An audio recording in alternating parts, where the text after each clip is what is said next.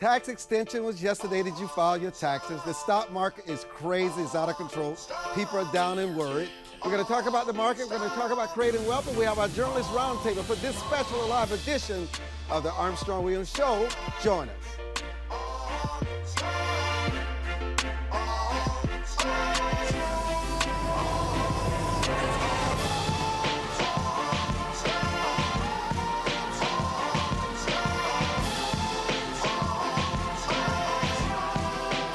Linda Dermarla is one of my favorite tax experts. She's president of Tax Masters, Inc. She's very good at it.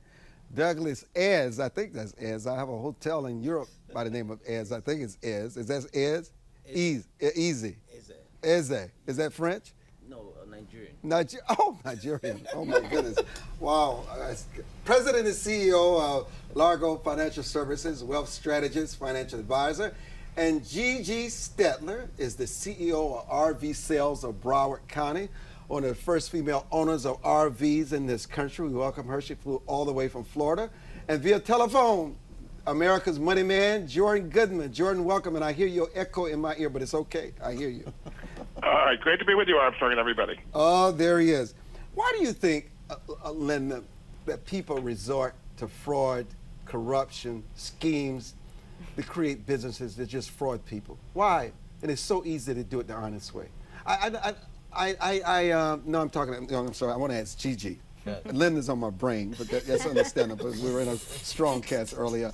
But why? Why do people? You know, it drives me crazy that people, especially senior citizens, are so exploited. And it's not as if the scheme is anything new, but there are tons of people that are just exploited and ripped off. Money is taken, their hard-earned money every day. Why does it continue? Why? Greed.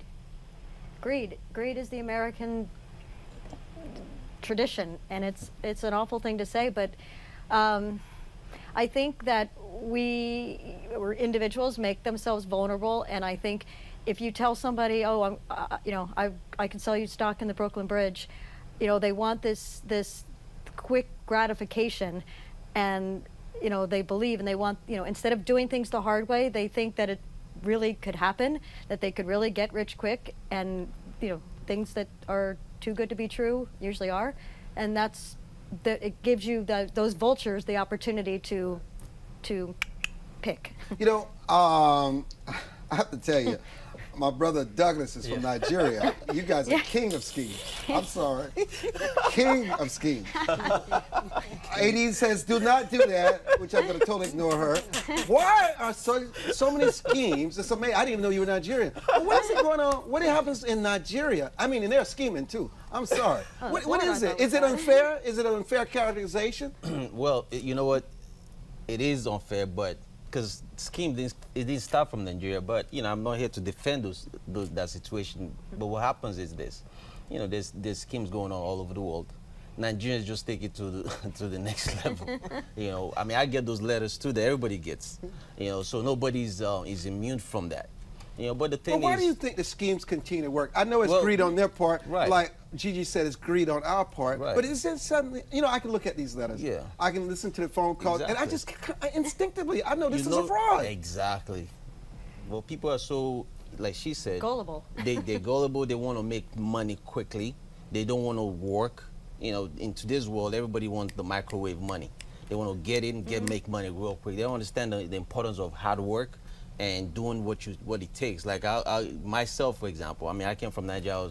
I left when I was 18 years old with a high school diploma from Nigeria, and came here and built something out of that, and got into the financial service industry. But I wanted to be different from a lot of financial advisors, so I studied and understood what the wealthy people are doing, so to separate me from everyone else.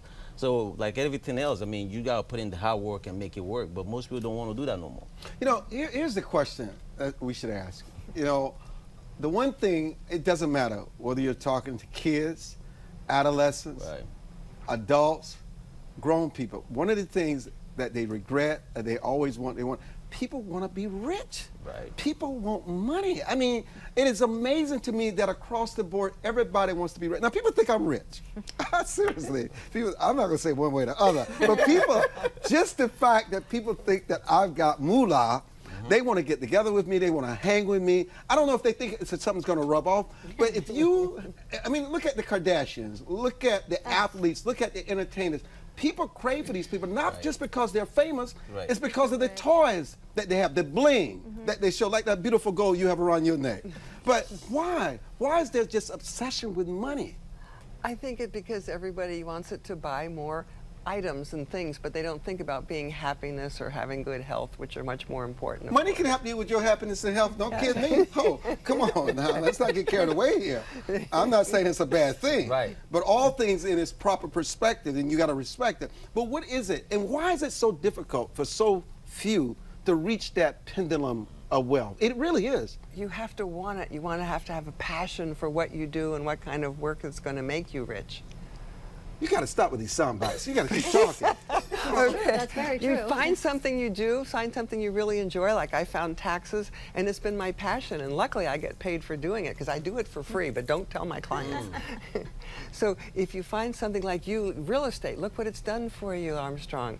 It's your passion. Yeah, I do love real estate. Let me go back to Gigi, because you started the RV business as, it just happened to be a woman. That's a tough business. Yes. I actually started the business as an accident.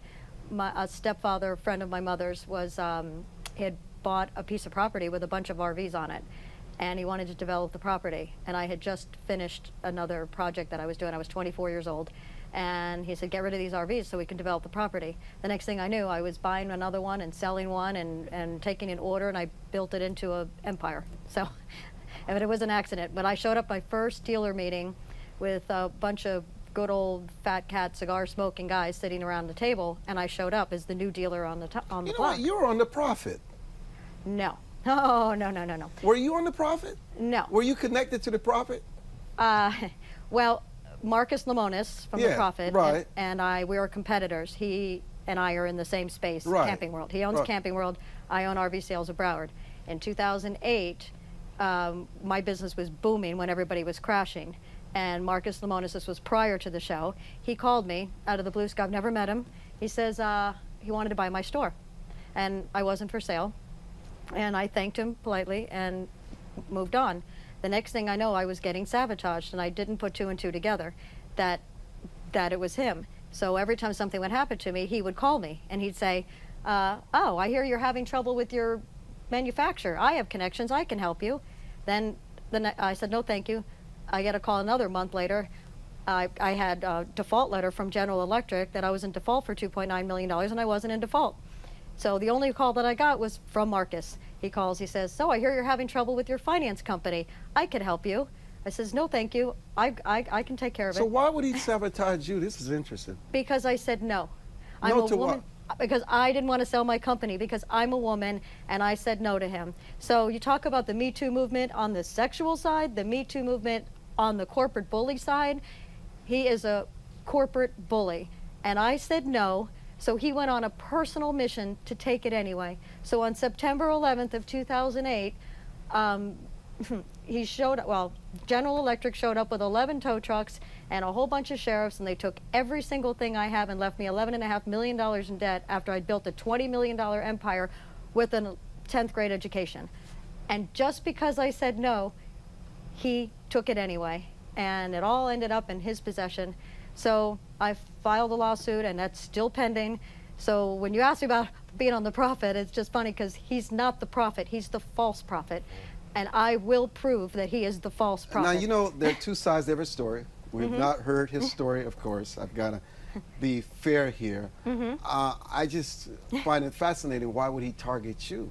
That's a very good question. It's personal, because he went so far, and I take it as a compliment. He spent so much money and time and effort to destroy me that the only thing that I could do is take it as a compliment, because I didn't know I was that powerful. That debt is not a compliment. And no, but you know what? I didn't file bankruptcy. I worked my way out of it. Were you able to recover? I'm booming. I built myself out. So how did you build yourself? Oh, wow, this is a good story here. This is getting really good here. Got the profit involved. Right. Let's turn it back, this back into a profit. This is what I want to hear. How did you recover? Well, hard work, hard effort. I worked, well, as a female, We work 10 times harder to get half as much. So since I was 11, I've been on my own, and I've learned how to scrape myself together. So it is not the first time I have fallen off my horse. I was stabbed physically 21 times and left for dead.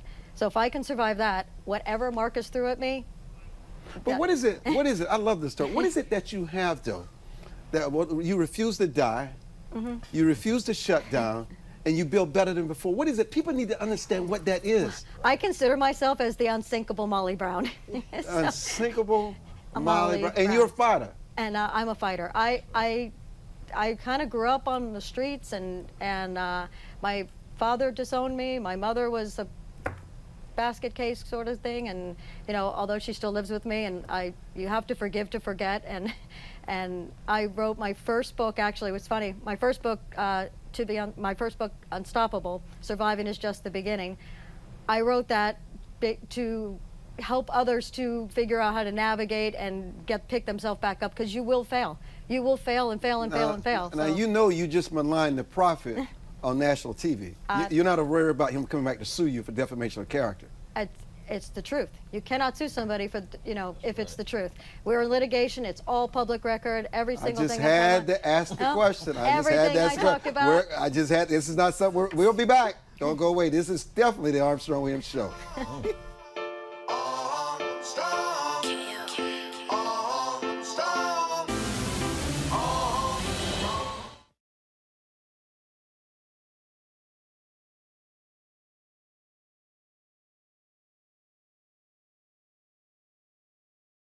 Everyone gets a cold from time to time, and there's no shame in seeing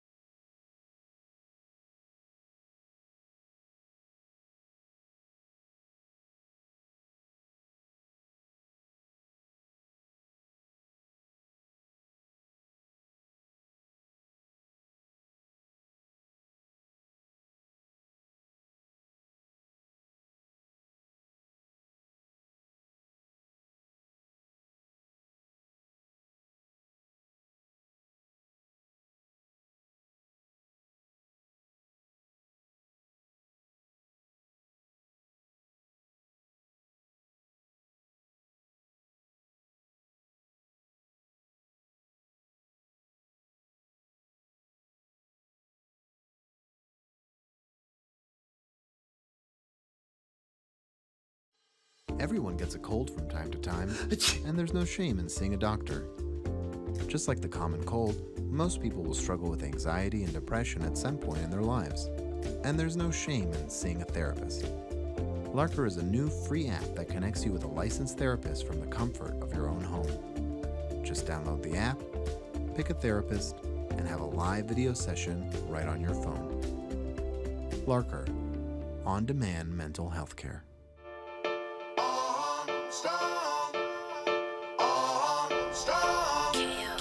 And welcome back to the broadcast with Linda Dermarla, President of Tax Masters, Inc., Douglas Ayers, President and CEO of Largo Financial Services, and of course, Gigi Stetler, CEO's RV Sales of Broward. Our hearts really go out to the hurricane devastation. And Florida, it looked like a nuclear bomb hit that place. It looked unbelievable. It is unbelievable. I was there through Andrew, and I thought Andrew was bad. And this is kind of a combination between Andrew and Katrina, because it's so widespread, and there's, in Andrew we didn't have the flooding. So now you add flood to Andrew, it's a catastrophe. I was so enthralled with your conversation that Aideen just reminded me that we had Jordan Goodman on the phone. I totally forgot about Jordan Goodman. He hadn't even Armstrong. Jordan, I totally forgot about you. I'm kidding you. If she had not mentioned your name, it would have been a mess here today. Jordan, you're hearing this conversation. Your thoughts on finances and some people taking advantage of you in the marketplace, the competition. You heard what Gigi said. You heard what our other Yeah. guests said. What about the market? And also, how much of an impact and how fearful should we be with the stock market continuing to tank? You would say it's correcting itself. How does someone navigate in these times of the market? Will this continue? I think it is going to continue because interest rates are rising pretty sharply, and it makes for competition for stocks that we didn't have before. So yeah, I think it's going to be volatile going forward here. The Federal Reserve is clearly going to keep raising interest rates, Armstrong, and that's going to keep taking a toll. We've had a very benign environment for a very, very long time with very easy money, and that's coming to an end. So I think that's why the market was so volatile, and it's going to continue to be.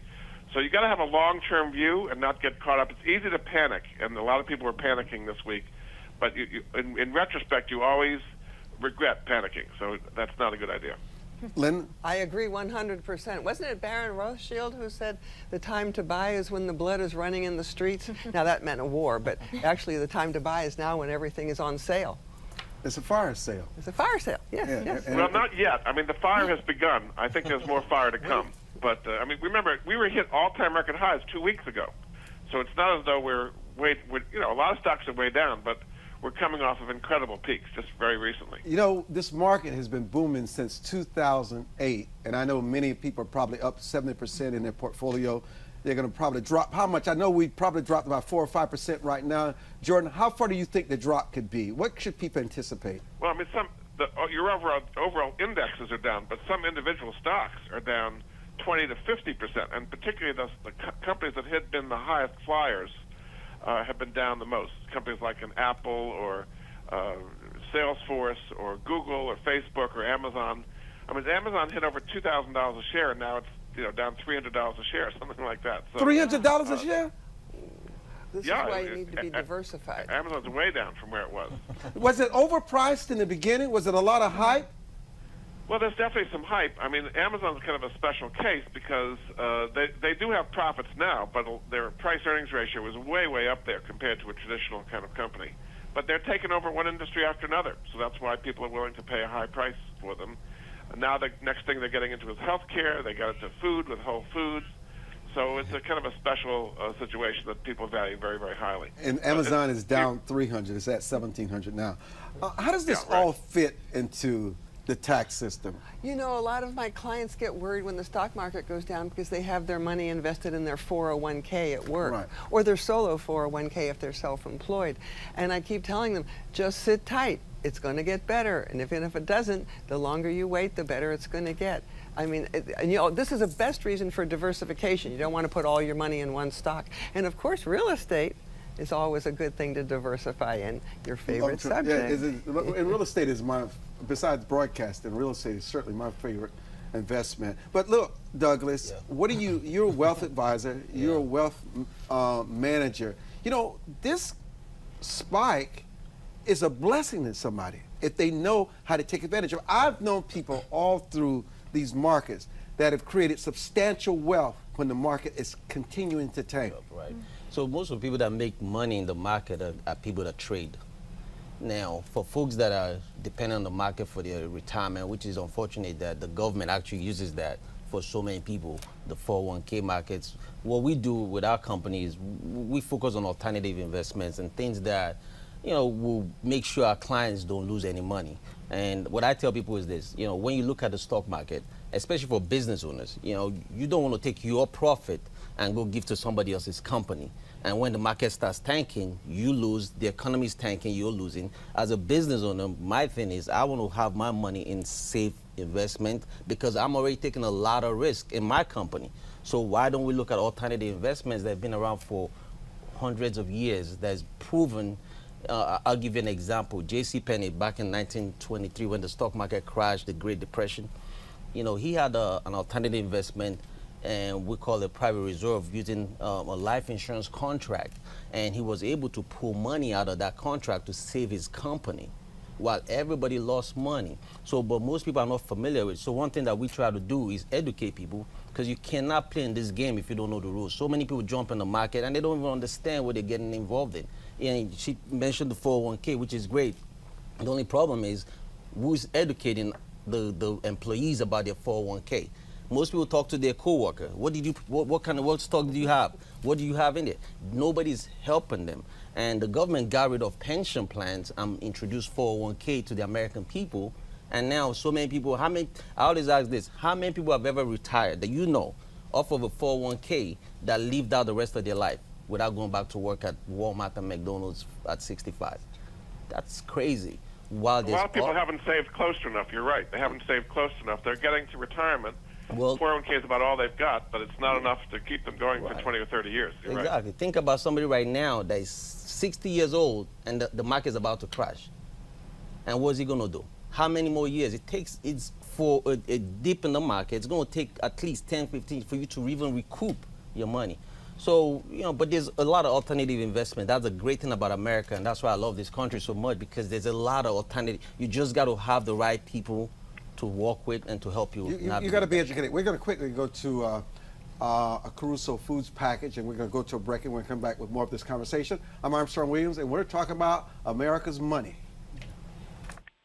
Obviously we've had you and your son Nick on our airways for the last several months, and we get so many inquiries from listeners about in the 1 minute or the 2 minutes that you're on the airway, they still want to know more about Caruso. People have seen your trucks. People have been Googling you. So, this is wonderful for us to come and feature you and your family in Caruso Foods in this primetime special. Why don't you explain to our audience exactly what is Caruso Foods? Well, we started out, my grandfather started the business in 1932, right in the teeth of the Depression. And he started out more as a commission merchant, so he would get produce from farmers, a small place downtown Cincinnati. And over the years, it grew. He took on, partners along the way and bought them out, or they would pass away, whatever, So I think in 62 or something like that, my dad took over. And we were a produce wholesaler and distributor, so we would sell to the small markets, a few restaurants, but mainly retail. And that grew until me and my brothers took over in early 80s, and my older brother Kevin was CEO at the time. And we expanded quite a bit during that period and went more regional. So we went into mainly the Midwest, about a 300-mile radius out of here, still selling full line of produce. If it grew and you could eat it, we'd sell it. And from there, that went to, we started doing value added, so specialty potato packs like the microwave potatoes or the tray pack corn, fully husked corn, things like that. And we decided in 2000 to focus just on that and our new logistic arm. So we started out as a transloader for railroads. So we would contract with a railroad, because we have rail siding here, unload cars of potatoes and then distribute it to our customers. And that kind of went into now what we're doing, which is well over half of our business now, logistics, and focusing on highly perishable, fresh food delivery to stores.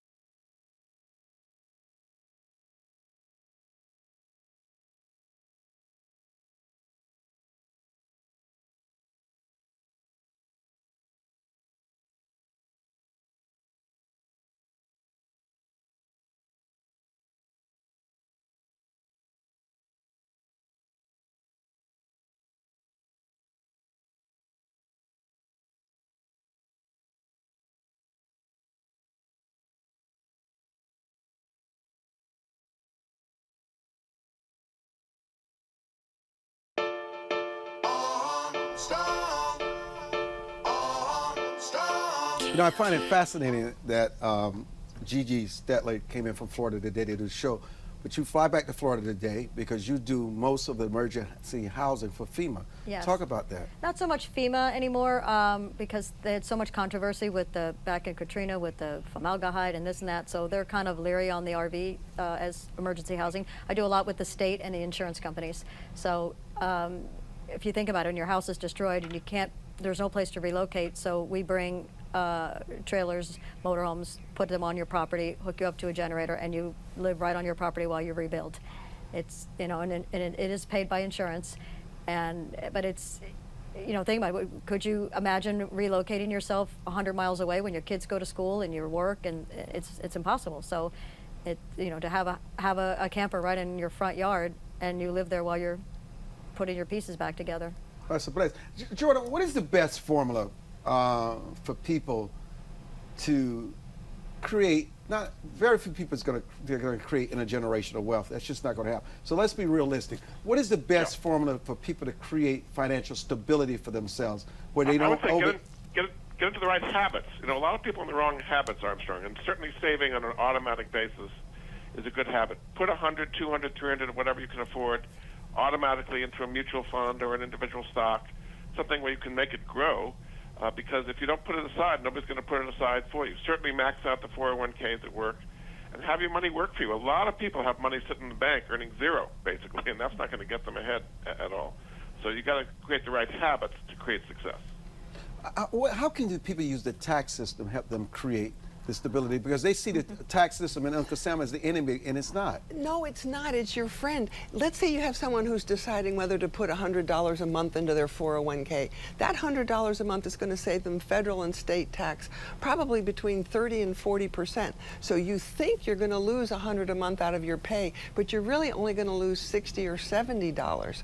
And that $60 or $70 is worth a $100 investment. So down the road, it's going to grow, grow, grow. So you're saving a dollar tax today instead of worrying about the dollar tax when you take it out when you retire. And I've never had somebody who retired and taking out the last dollar from their retirement plan. The people who put money away usually are going to be okay.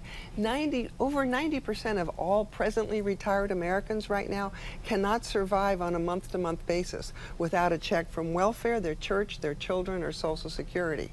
So if you don't put money away for yourself, you're going to expect the welfare check or your children or Social Security or anybody else to support you. No, it's you, and it's up to people to realize that someday they're going to get old. I know it's hard to believe. Really, it's going to happen to you too, Armstrong. Oh, yes. It's already happening. A long time from now. But you're okay, thank God. So you manage wealth. Yep. Listen, accountants don't always give the best advice to their clients. Wealth managers sometimes rip their clients off. I mean, how do you find the balance where people who feel they don't really understand numbers and accounting and finances, how do you balance off where they give you part of the trust, but at the end of the day, like Gigi, I'm going to understand and know exactly what my portfolio is so I can make intelligent decisions to also guide you in the management role that I have you in. Right. So one thing that we do to kind of help our clients, especially even when you share the creating generational wealth part, because I wrote a book about that actually, how to pass your wealth on to the next generation. And when it comes to dealing with clients, one thing that we do, we found, and especially when I got in this business, we found out that people don't save money, not because they don't want to save, but because they have so much debt. And if you can address debt first, then where are you going to find the money? So one thing that I do in our practice is we help our clients find money in places that they're throwing money away unknowingly because they don't know they're doing it. And we help them. What are some of those places? Like the way they pay on their mortgage, the way they contribute to a 401k plan, the way they actually pay for their children's college, the way they make major capital purchases like when they buy a car. How should they do it different? Well, one is we tell them to minimize the amount that they contribute into their 401k and just do up to the match, whatever the company's match. Don't max it out. Because why? You're going to be paying taxes later in the future. I mean, what's the point of that? When you're postponing tax, based on what's going on in the economy, do you think taxes is going to be lower today or it's going to be higher in the future? It's going to be high. Yes. So why am I deferring my taxes in the future when I know I'm going to be paying high tax? Now, some advisors will tell you, and they'll You don't agree? No. Well, let me finish. Some advisors are going to say this to you. You're going to be on a lower tax bracket when you retire. In my mind, in my world, a lower tax bracket means I'm broke. How many people you know, right? So why do I want to be in the highest tax bracket as possible when I retire? Why? Because I want to be in a program that the government's created, that when I start drawing my income, I could draw it out tax-free and pay zero taxes at retirement. Those programs exist, but most financial advisors are not trained in that world, so they don't talk about it. And the media don't understand it, so they don't talk about it. So we teach our clients how to, one, pay the taxes today or at a lower tax bracket, because we're on the lowest tax bracket ever, and then get your money out tax-free in the future. So that's what we do. Quickly, Linda. I'm just the opposite. I'd rather pay $1 tax 10, 15, 20 years from now, or even $2 taxes many years down the road, than even $1 tax today. Because when I started doing taxes, the maximum tax rate was 70%. We think 37 is high. No, it used to be 70. 94. Federal tax, right. So usually the tax brackets go down, and even if they don't, who cares? It's the present value of today's money. Give me my deduction today, I'll worry about it later. Or let my children pay tax on it when I leave it to them in my will. Both have merit. We'll be Yes. back. Don't go away. Yes, That's good. That's awesome. We'll be back.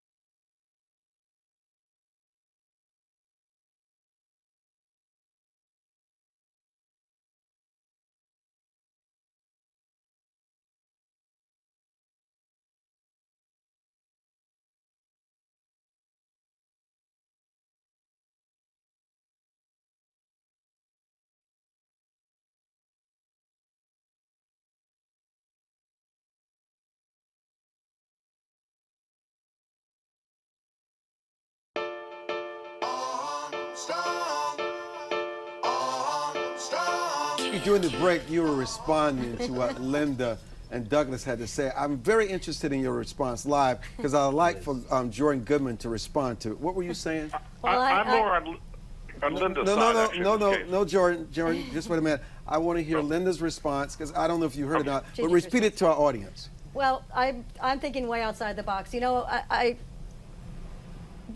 for practical reasons, they're all saying, you put the $100 away and you know the savings account in the 401k, and you got to live life like every day like it's your last day. So if you have $100 extra, you take $100 and you buy something that you could sell for $200, and then you buy something for $200 that you can make $400 on, and you keep going and you spend. And if you have that extra money, you put it into something that you can double or triple and go on.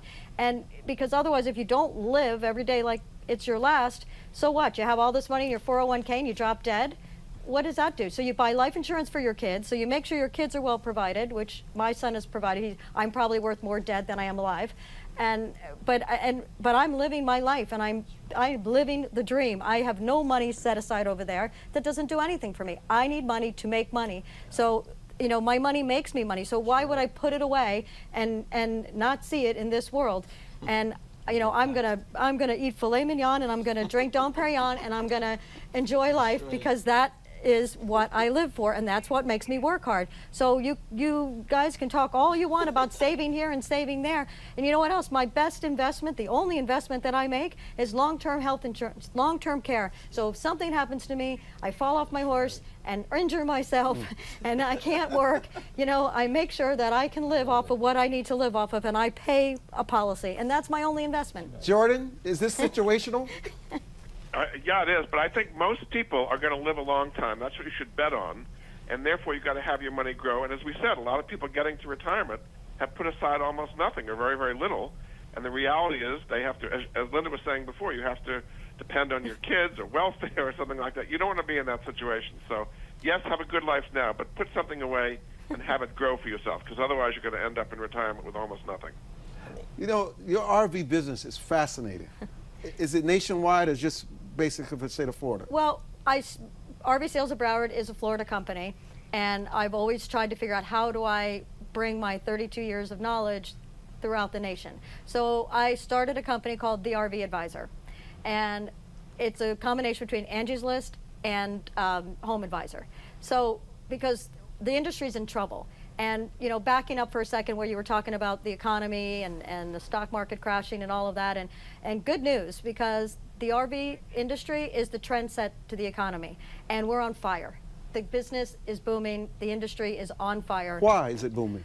Well, I mean, it's the lifestyle. It's because, you know, the new millennials have doubled, tripled the market. And Millennials? Millennials. RVs? Yep. You know, we Wow. used to have our age group used to be 65 plus. We've dropped down to 35 now. And I mean, if you think about It's it, affordable. it's affordable. You can have a camper for $200 a month. People are able to work remotely now, so you can go sit under a palm tree Wow. in front of your RV, working remotely. It's amazing. You know, for $200 a month, stress-free, it's unbelievable. So it's the thing, and you know, but it is in trouble. The industry's in trouble because we don't have any support. So nobody has any knowledge about the business. So my knowledge of 32 years and my expert, and being a woman, I have a different aspect of, you know, of knowledge in the industry. So how do I bring this nationwide? So this company I developed to advise and to assist people, and it's not self-promoting for my Fort Lauderdale business. It is nationwide to basically help people. I get calls all the time. Gigi, I live in Ohio. I would need to buy an RV. Where do I go? I can't recommend them to go anywhere because I'm going to put my name on it, and the dealers, you know, are giving terrible service. So now I'm making them, like Angie's List, get certified. So I'm going to certify dealers so that I can hold them accountable to make sure that they take care of the clients that I recommend them to go to. So the same thing with service, with the dealerships, and hold them accountable. Because what's happening with Marcus Lemonis and Camping World, they're trying to monopolize the industry. They have the worst service, the worst service department. They don't pick up their phone after you buy a vehicle from them. They're monopolized the market to where they sell, no dealers can compete with them. So because they have buying power, but they're giving all the product away, the RVs away, pretty much at cost, so the little guys can't keep up with them. All their profit is made in their products and services, which is their insurance part of the business. So I'm trying to take a chunk away from that so that I could, you know, because that's where his profit center is. If I could take a chunk away from that, that will allow the dealers around the country, the small mom and pop stores, to be able to compete. Well, I can tell you That's this. what has to happen. Your coming today was worth your investment, okay? You're a very good spokesperson, and you're a very tough person. And I don't have no problem with you talking about your business, okay? Because we want to encourage others to start and grow their businesses and grow their Exactly. businesses better. Small businesses. Linda, Douglas, Gigi, oh, my man, Jordan Goodman, thank you all so much. When we come back, we're going to talk to our journalist roundtable. Don't go away. I'm Armstrong Williams.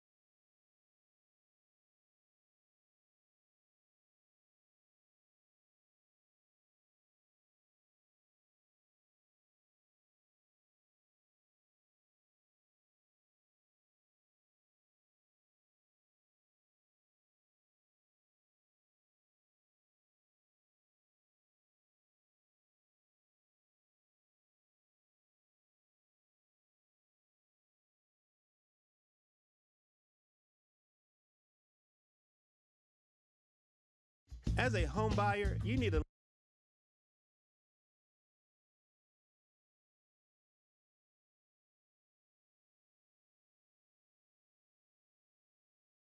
As a home buyer, you need a lender who cares about your home ownership dreams. United Security Financial has been helping families secure their dream homes for 30 years. We're a national fair practice lender that provides affordable mortgages and low down payment programs to eligible home buyers. To learn how United Security Financial can help you secure your dream home, call 1-800-373-4186.